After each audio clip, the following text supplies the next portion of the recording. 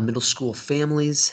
My name is Scott Ferguson. I am the middle school coordinator this year, and welcome to Back to School Night in my living room. So in order to keep just the amount of people all congregating in one room to a minimum, on Thursday we decided to do the general session here virtually, and then when you show up on Thursday to Back to School Night, you will be directed to one of three rooms. The 8th grade, the 7th grade, the 6th grade will all meet in a different room. So you should have gotten an email that invited you to that and asked you to sign up, because we're looking at numbers and trying to figure out what group is going to be in what room. So we'd love it if you were signed up and let us know you're coming. And that'll be where you get to meet the teachers and hear about what's going on in the classroom and ask questions. Really what Back to School Night is all about. So with that being said, I'm going to try to go through this general session really quickly. I know we're all busy. We all have a lot going on. So I'll try to get through this quickly, just hit the bare essential information. If you have any questions, you can ask me Thursday night if you're coming in person, or feel free to email me, text me, call me, and let me know your questions or concerns. I'd be happy to talk through those with you.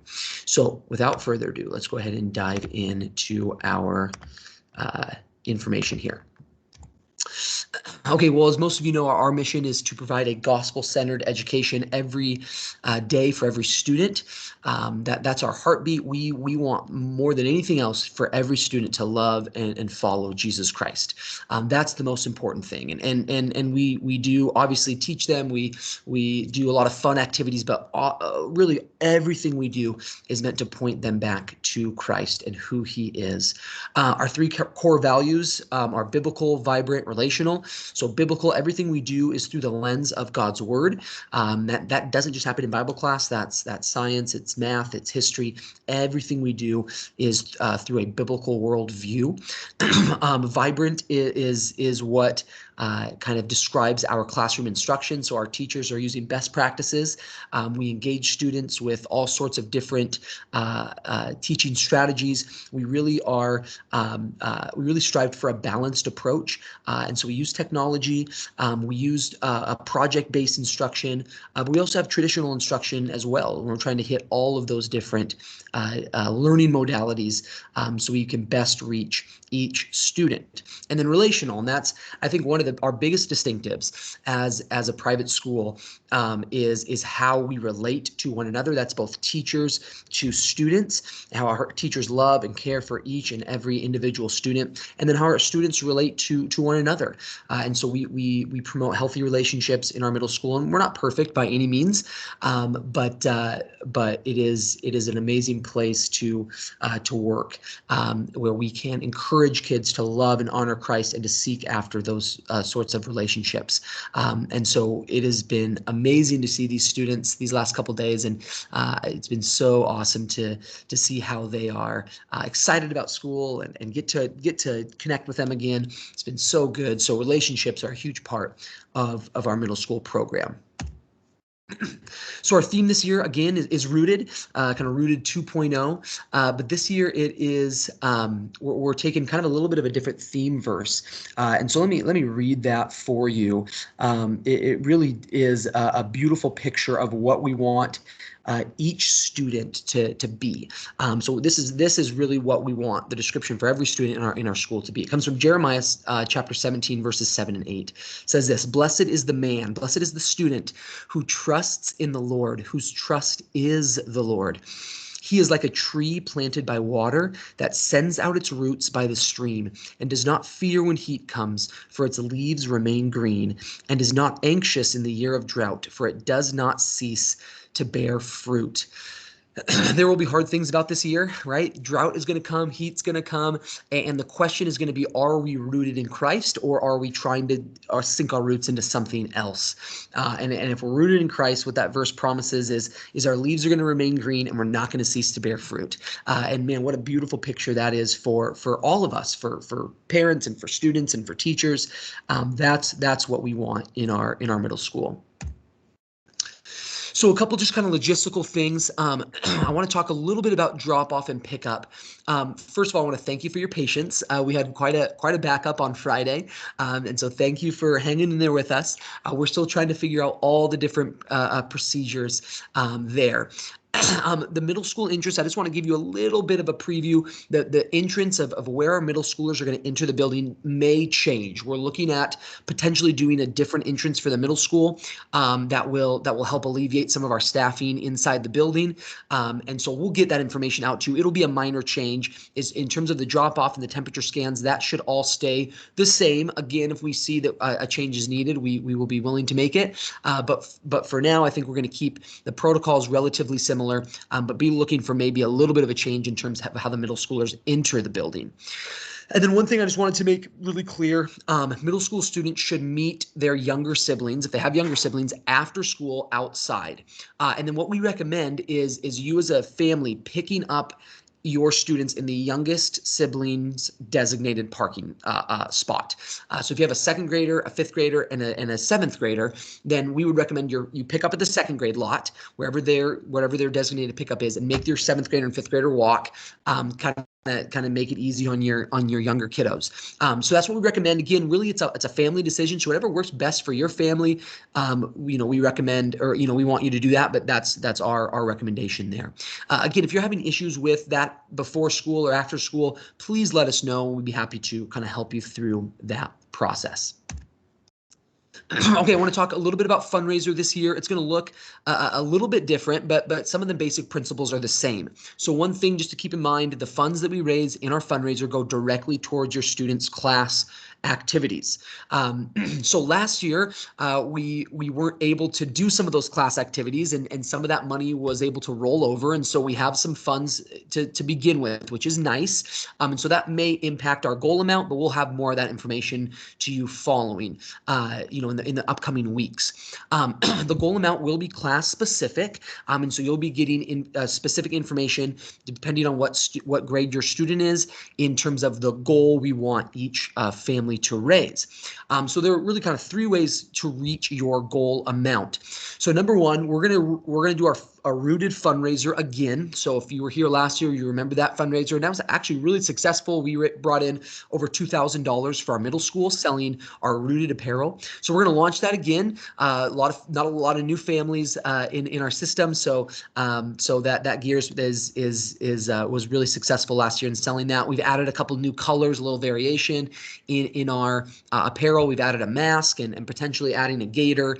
Anyways, we have some new items there. So you can reach your goal amount by participating in the Rooted fundraiser. Again, we'll give more information in terms of how to participate. It's really easy, just sharing a link. It's an online store, and then people can purchase it under your students, purchase gear under your student's name.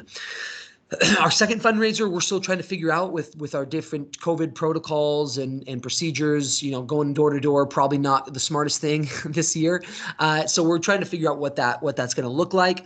So that will come out after our Rooted fundraiser is over. We'll kind of launch our second. And again, you can participate in one or both or neither.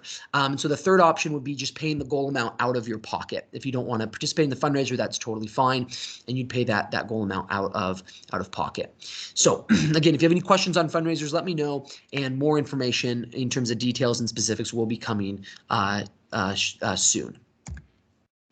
I want to highlight our impact fundraiser. So this is actually our K-8 fundraiser that we do every fall, and it really is an awesome way to kind of see what the school is all about, from kindergarten or preschool even all the way up through 12th grade. So Dr. Jeff Myers is going to come and be the speaker this year, and he's an amazing speaker that is passionate about biblical truth and kind of reaching that next generation. It's going to look a little different this year. Impact. We're not going to do 1,000 people crammed in the convention center. We're going to do it a little bit more virtually. We're going to have different kind of house parties that are going to be watching this. So again, more information on this is going to come in terms of how you can participate, but it will be a virtual event, and we're pretty excited about some of the things we're going to be able to do. It'll be interactive and different things. So hopefully you'll be able to join us for that. And again, more information will be coming shortly in terms of the details for that. Okay, the last thing I want just to touch on really quick is our RenWeb LMS. So this is our online learning platform. Now I know some of you are already working on logging in with your students at home. I love that. So I appreciate you that are taking that step and getting all logged in.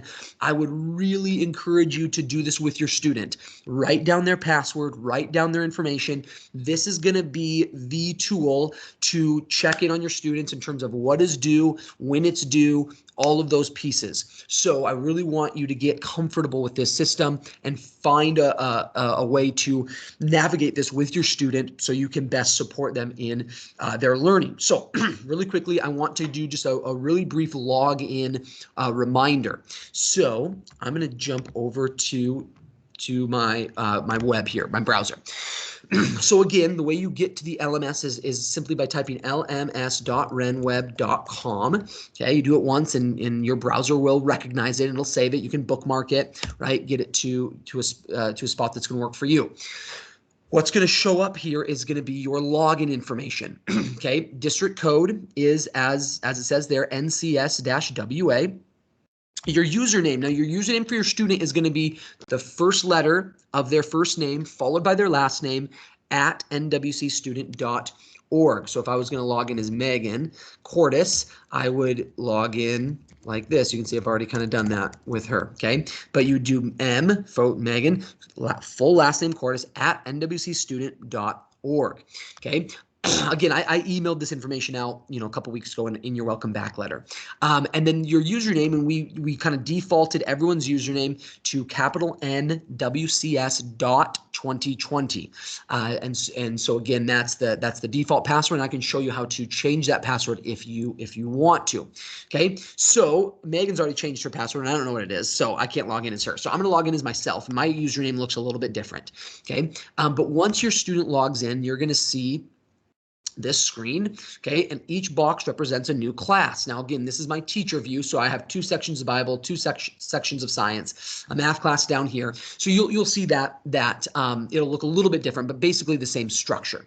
Okay, again, we're going to train your students on how to interact with this we've already started that, and over the next couple of days we will continue to train them. But the one thing I want to show you again, and I've talked to you about this again, but I want to make this really clear, is the calendar feature. So if you come up on your main screen and you click these three lines and you go to calendar, what that's going to do is it's going to populate what is due and all the dates that it's due. So you can see as a teacher, I had a couple exit tickets today in my science class. Okay, those aren't homework, and you can see if you were to click on this, it would say class discussion. So you'll know, heck, I don't have to do that. Okay, that's no homework there, but I put it on the calendar there, so you can kind of see what's going on. Okay, but then you can see here's some homework due on Thursday.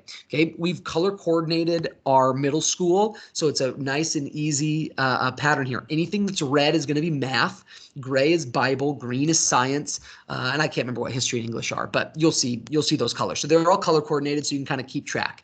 Okay, so this is a math assignment. If you were to click on that, you could see, all right, here's the assignment. I can click on that, open the assignment, and I can see that, of course, my math kids got it in person today, but this is a good reminder. Okay, it's due Thursday, September 10th, right? So this is kind of a nice view. So again, that calendar view is going to show you what's due and when it's coming up. You can click right on it and you're going to get information about the assignment. This one's pretty obvious, turn in the syllabus. Some assignments will have attachments, others will have little brief descriptions of what you do. Some may have video links in the description, but that's going to be where you're going to go to find everything that's due for your student, and kind of look at what's going on in their classes. Okay, so again, we will kind of get you trained up on that as the year progresses.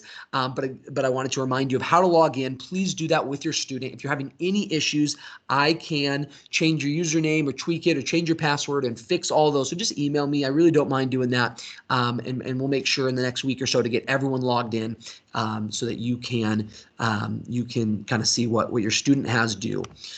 Okay, well, that is all I have for tonight, so come with questions on Thursday. Again, you'll be able to